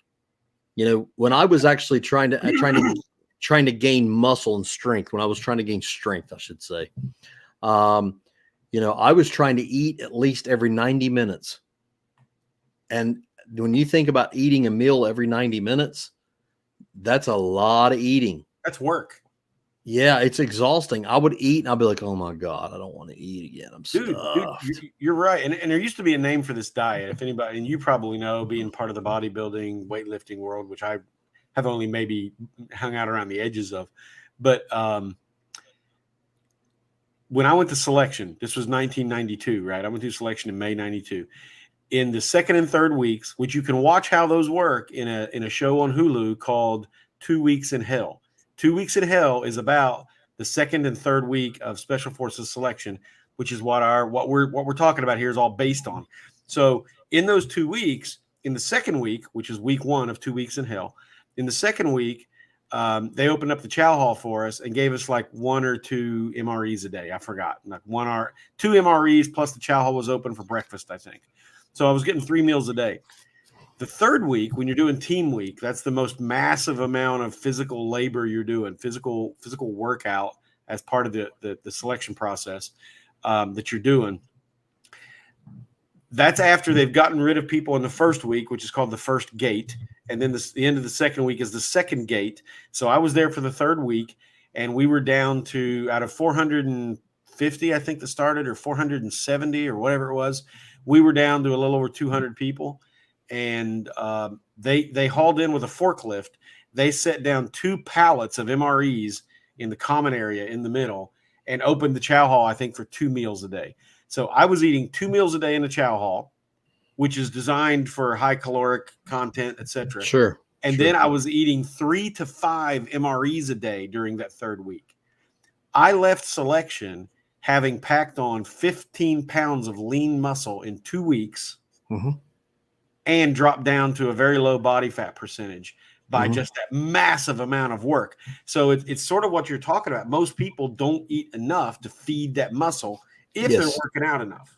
Yes, you have to. If you're going to lift, your body needs protein in order to be able to rebuild muscle. And if you're tearing down muscle, and I'm saying lifting as in either high reps, low weight and doing a lot of reps, or if you're lifting a lot of weight, right? Then you're going to need a substantial amount of protein in order to be able to rebuild those muscles. And I'm not a doctor. I'm not a physical trainer. I'm just telling you what I practice and exercise myself. When I was really going at it hard years and years ago, and I was lifting all the time, every day, and I was trying to get size. I wanted to be strong. I wanted to be big. I wanted the whole 9 yards. And this may sound like I'm just making this up, Tom, but I was eating probably close to 4,000 plus calories a day, at least maybe 5. Wow. And I dropped like 17 pounds in 1 month, eating like 4,000 or 5,000 calories a day because I was working so hard. I mean, I was literally just tearing it up. But anyway, that's where that goes, You have to put a lot of effort in, to make things be able to see progress. So if you eat right and you work, you can still not be overweight necessarily, or I shouldn't say you're going to be overweight or not overweight, but you could still look like you're in good shape, right? So, Right. but the main thing is what's really going on with your body. You're actually improving and you're feeling better. Start slow, make small changes. If you want to get out there and take a walk first and done, then after you start more, trust me, you're going to want to change your diet because your body becomes more efficient when you eat better. So Well, if you're out there and you're pushing yourself, go ahead. No, I was going to say, in my experience, the harder I work, the more my body asks for better stuff, and it rejects. Absolutely. Like, for instance, when I'm sitting around being a couch potato for an extended period of time, McDonald's French fries are amazing. But once I start working out, the thought of McDonald's French fries and a hamburger runs through my head, and I don't even. It sounds just just a slightly repulsive. Like, oh no, I don't want that. Your body starts telling you what it wants and needs, so it assists you in the better diet if you're doing that's what we said earlier. The two work hand in hand. And a prime example of that, simple example of that is, have you ever noticed, I'm sure everybody can probably relate to this, how when you're outside in the summertime in the heat, and maybe you're cutting grass or doing yard work or you're exercising or whatever like that, you don't really want to go in and eat a chocolate bar and drink a glass of milk. Your first instinct is, man, I want water. Right. Water. Oh, but that's your body literally adapting to what's going on, saying, let's make these improvements, guys. Right. So when you start working out stuff, your body will start kind of naturally adapting to your diet to put you in the right things. Where you're on a protein diet, and you'll start doing things. But mainly, guys, just remember, I'm not an expert on this. I'm just talking about me. So I'm not trying to give anybody advice. A lot of you guys probably know a lot more than I do, but I'm telling you that what worked for me was, if you work your hind end off, and you start putting in the work, your diet will start slowly adapting, I can tell you. So, but I'll tell you what, Tom, we are coming up on midnight, and it was my determination that I wanted to wrap it up close to that. Last word for our chat at all, sir? Those of you that are new to me, if you could go over to the Hall Pass, hit like, subscribe, hit the notification bell, so when you see what I do. Now, normally I'm on Wednesday nights. I probably won't be tomorrow night because I have a whiskey class. Got some Buffalo Trace antique collection class tomorrow night, so that'll last till about 9:30. So I may not do a live stream tomorrow night, but if I don't, I'll do my best to be on Thursday. But other than that, man, if you've been inspired tonight to get up off your booty and start moving it, then do so. Do what you can with what you got. Just make something happen, and next thing you know, you'll have momentum. And that's what at least for me, that's what keeps me going quite a bit. And hope to see you guys back soon. And thanks, Chad. Glad to see you back on the live stream, brother. Hey, thank you, buddy. I appreciate you hanging out with me. And Tom's saying, problem. I'm gonna need some whiskey glasses. Oh my God, that's great. I gotta rewrite that now. So, but hey, listen, I appreciate everybody hanging out with us, man. You guys mean so much to us, and I know that I say that every time because I mean that. And I'm super, I'm really excited about this Go Ruck event. I want to get in really good shape for that and stuff. And I think it would be absolutely awesome. It'll be a way to be able to generate some money, maybe be able to find some way for charity, whatever, and we're going to do some awesome stuff. So keep pushing, and we're going to keep driving. Absolutely make some good things happen. Take that first step. Quit trying to make excuses, and stay on me about making excuses too, because my big fat butt's getting lazy. So, but we're going to fix that. So we appreciate you guys. Lisa, by the way. What is it? Lisa said whiskey is not good for y'all's diet. I said that is correct. That part's true, yes. But I don't drink, so. But it is just good, period. You can finish the sentence there. So. Absolutely. Hey, somebody give J-Pap a hug. We got a troll in the chat that literally has got a big mouth and just talks. So give him a hug. Yeah. So anyway, so stay focused, stay driven, keep pushing, guys. Do something positive for people. Love on people. Make changes that'll benefit yourself and other people. And I appreciate you guys so much. You guys are so awesome, not only with your support on here, but the the support that I get through my Cash App stuff really does help, especially when it comes time to be able to do the video stuff, and it comes time to be able to take away from other stuff. I'm going, whoo. Yeah, but definitely appreciate you guys. Stay focused, stay driven, stay blessed, and above all, stay positive. Don't talk yourself out of things.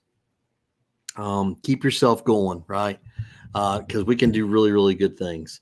And I will start documenting daily. I will start holding myself accountable like I did before. And I will tell Mrs. Legicator, she's in bed right now, but I will tell her that everybody said hello. I gotta go beat her up real fast, because that's what Chili said. It's what he said, Tom. He said that I beat my wife. So, but anyway, appreciate you guys. I will be back on here soon, do another live. If not, then I promise real soon that I will be doing some more, just my truck talking videos, and we'll get that going. And you guys stay tuned for what we're going to do with this Go Ruck thing. Stay tuned for what's coming next. Stay blessed, stay driven, and as always, if you train like you fight, you'll fight like you train. Good night, guys. Good night.